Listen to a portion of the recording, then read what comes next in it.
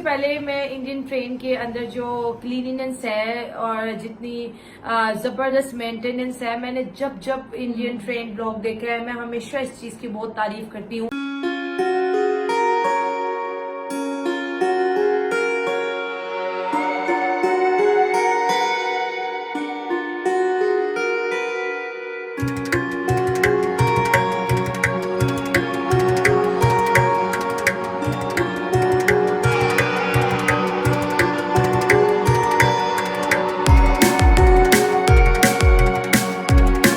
Russia के ताल्लुकात पाकिस्तान से भी अच्छे हैं, लेकिन उसके जो प्रेसिडेंट है पुतिन, उन्होंने भी ये कहा है कि आने वाला डेकेड जो है, आने वाला अरसा जो है वो इंडिया का है। फिर अमेरिका ने भी ये कहा है कि फ्यूचर बिलोंग्स टू इंडिया। देखें, यही बात पुतिन ने जब इमरान खान ने विजिट किया था रशिया का, उस वक्त भी इमरान खान ने यही बात की, पुतिन ने यही बात की थी कि पाकिस्तान का फ्यूचर ब्राइट है।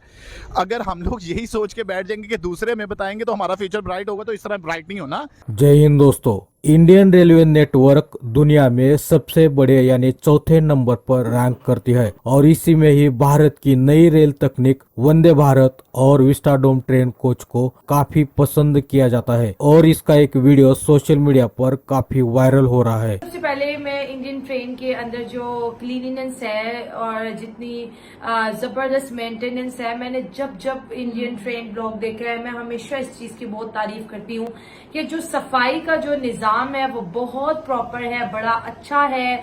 स्टाफ रेलवे का बहुत अच्छा काम कर रहा है, प्लेटफॉर्म बहुत ज्यादा नीट एंड क्लीन है। और जैसे कि एक पैगाम दिया जा रहा था ब्लॉग के थ्रू कि जब भी आप रेलवे स्टेशन को विजिट करें तो काइंडली वहां पे साफ सफाई का ख्याल रखना सब शहरियों की एक जिम्मेदारी है। अब यहाँ पर एग्जीक्यूटिव चेयर्स की बात करें या दूसरी चेयर्स की बात करें और या फिर ये ईवीएम की बात करें तो हर चेयर अपने फेयर के मुताबिक कंफर्टेबल ही है।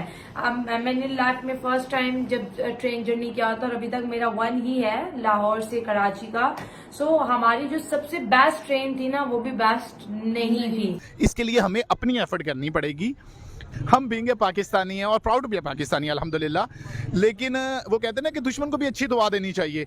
अल्लाह उनको इसी तरह अपने मामलात में रखे। और ऐसा है कि देखें, पाकिस्तान अभी फ़िलहाल जो वर्ल्ड वाइड में ना कुछ ब्लॉक्स चल रहे हैं, Pakistan, Russia and China, India, America and Israel, वो एक ट्राइक है। रशिया भी अभी इंडिया की तरफ ही है।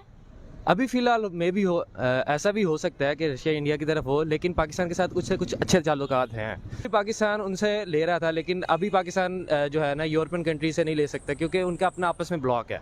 इंडिया एंड यूरोप का आपस में ब्लॉक है। पाकिस्तान में कुछ अपनी मोनोपलीज भी हैं, पाकिस्तान में कुछ अंदरूनी सियासी मुनाफकतें भी हैं, जिसकी वजह से जो है ना पाकिस्तान ना तो तरक्की कर पा रहा है ना इसको करने दे रहे हैं। पाकिस्तान क्राइसिस को जल्दी से सॉर्ट आउट कर सकता है, लेकिन हमारी आपसी मोनोपलीज है, मोनोपलीज को आप समझती हैं, हमारी आपसी मुनाफकतें हैं, जिसकी वजह से हम लोग उसको ख़त्म ही नहीं कर पा रहे। दोस्तों, आपको बता दें कि भारत में दुनिया का चौथा सबसे बड़ा रेलवे नेटवर्क है, जिसकी कुल लंबाई 92,952 किलोमीटर है। यह दुनिया का सबसे बड़ा यात्री रेलवे नेटवर्क है, जो प्रतिदिन 23 मिलियन से अधिक यात्रियों को यात्रा कराता है। बता दें कि भारत में मुंबई से गोवा विस्टाडोम ट्रेन की चर्चा काफी चल रही है। मुंबई से गोवा तक की ट्रेन यात्रा में लगभग 600 किलोमीटर की दूरी तय करने में लगभग 12 घंटे लगते हैं। विस्टाडोम ट्रेन पश्चिमी घाट की खूबसूरत पहाड़ियों, झरनों और घाटियों के माध्यम से यात्रा करने का एक अनूठा अनुभव प्रदान करती है। पिछले कुछ वर्षों में भारत ने रेल इंफ्रास्ट्रक्चर में काफी सुधार करते हुए इलेक्ट्रिफिकेशन पर जोर दिया है। इसीलिए भारतीय रेलवे ने 2 मुख्य स्रोतों से बिजली खरीदी है। बता दें कि विस्टाडोम कोच की वजह से भारतीय रेलवे का मुनाफा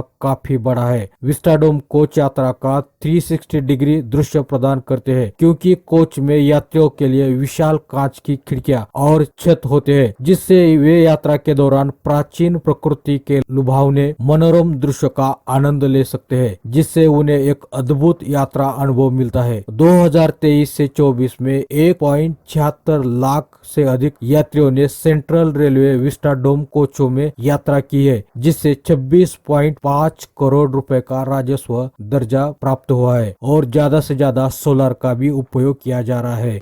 एक्चुअली सीट्स कंफर्टेबल नहीं थी, आपके लगेज के लिए कोई बंदोबस्त, वॉशरूम में पानी नहीं के बिजनेस क्लास थी हमारी। और जब हम वहां पर पहुंचे, अपने वो जो कैबिन के अंदर पहुंचे, बेड तो थे लेकिन अगर 6 बेड्स होते हैं तो हम 3 लोग थे, तो सामने भी 3 बंदे थे किसी फैमिली के, उनका लगेज भी था, हमारा भी था, और हम वहां पे बिल्कुल भी कंफर्टेबल नहीं हो रहे थे। तो फिर हमने ऐसे डिसाइड किया कि हमने अपने बेड्स के ऊपर अपना लगेज रखा और खुद हम एग्जीक्यूटिव चेयर्स हमने वहां पर ले ली और हमने सारा सफर बैठ के किया। अगर खाने की बात की जाए तो ये खाना तो बहुत हेल्दी और बहुत अच्छा, वेज नॉन वेज दोनों ही थी। अगर मैं इसका कंपैरिजन पाकिस्तानी ट्रेन के साथ करूं तो हमारा जो खाना था वो अच्छा नहीं था।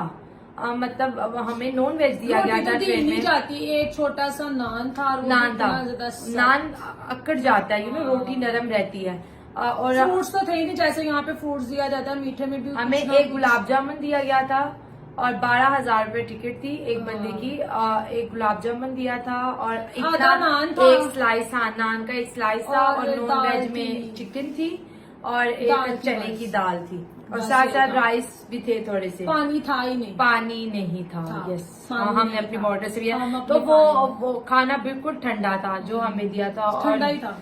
मतलब मुझे वो अच्छा नहीं लगा था। लेकिन अगर मैंने अपनी एक्सपीरियंस की बात करूं कि मैं फर्स्ट टाइम गई थी, तो वो फीलिंग मुझे जरा अच्छी आ रही थी कि मैं फर्स्ट टाइम जर्नी कर रही हूं। लेकिन जहाँ पे हमारा रेलवे स्टेशन था ना, वो चीज मुझे बहुत अच्छी लगी, वो बहुत अच्छा था।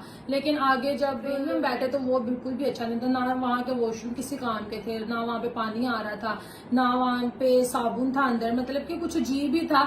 मैं ये सोच रही थी ये वाली ट्रेन इतनी महंगी हो के इस तरह की है, जो लोकल है वो फिर कैसे होगा। हाँ, और मुंबई से गोवा एक्चुअली बहुत लोग जाते हैं, और अब तो जून जुलाई अगस्त 3 मंथ्स की हॉलीडेज हैं, तो गोवा बीचेस जितने भी हैं उसमें फॉरेनर्स तो आते हैं, इंडियन बहुत ज्यादा विजिट करते हैं। और ये खत्म होना ही नहीं है। 250, 2K50 तक, 2K80 तक ये कभी खत्म नहीं होना, ये ऐसे ही रहना है। व्हाट अबाउट इंडिया के वो लोग रशिया से क्रूड ऑयल लेते हैं, उसको रिफाइन करते हैं, विंटर डीजल बनाते हैं। एशिया में सिर्फ 2 कंट्रीज है जिनको विंटर डीजल बनाना आता है, जो एक्सपोर्ट करती है, कोरिया और इंडिया। अब इंडिया को ज्यादा अप्रोच किया जा रहा है, क्या कहना चाहेंगे आप कि उनकी हर चीज में क्रिएटिविटी है जिससे वो लोग रेवेन्यू जनरेट करें। अगर इंपोर्ट भी करते हैं तो उनका टारगेट यही होता है कि इस इंपोर्ट में से भी हम लोग रेवेन्यू जनरेट कर रहे हैं। ये बात कह रही है पाकिस्तान, इंडिया पाकिस्तान से नमक लेके उसको इतना रिफाइन करके चाइना को बेच रहा है। पाकिस्तान से 1 रुपए किलो के हिसाब से नमक लेके चाइना को 100 रुपए किलो बेच रहा है। और ये प्राइस के पॉइंट ऑफ व्यू से हमेशा इंडिया का जो सफर है वो बाय एयर हो या बाय ट्रेन हो, बाय रोड हो, बहुत ज्यादा इकोनॉमिकल रहता है। तो मुझे ऐसा लगता है कि एज अ टूरिस्ट अगर आप इंडिया जाते हैं और इंडिया को अगर आप एक्सप्लोर करते हैं तो आपका ट्रैवल एक्सपेंस बहुत ज्यादा बच जाएगा, क्योंकि इंडिया क्वालिटी भी देता है आपके ट्रैवल में, और इसके साथ साथ आपको इकोनॉमिकल बजट भी देता है। खाना भी अंदर अच्छा है, ताज़ा फ्रेश गरम खाना, और ये सारी मैनेजमेंट डिपेंड करती है रेलवे के जो निज़ाम है। अगर आपका रेलवे अच्छे से रन कर रहा है तो डेफिनेटली। और हाँ, ट्रेन की जैसे इन्होंने बोला कि अराइवल और उसका जिस कहते हैं डिपार्चर। तो दोस्तों, इंडियन रेलवे के बारे में आपकी क्या राय है? आपकी राय कमेंट बॉक्स में जरूर बताइए।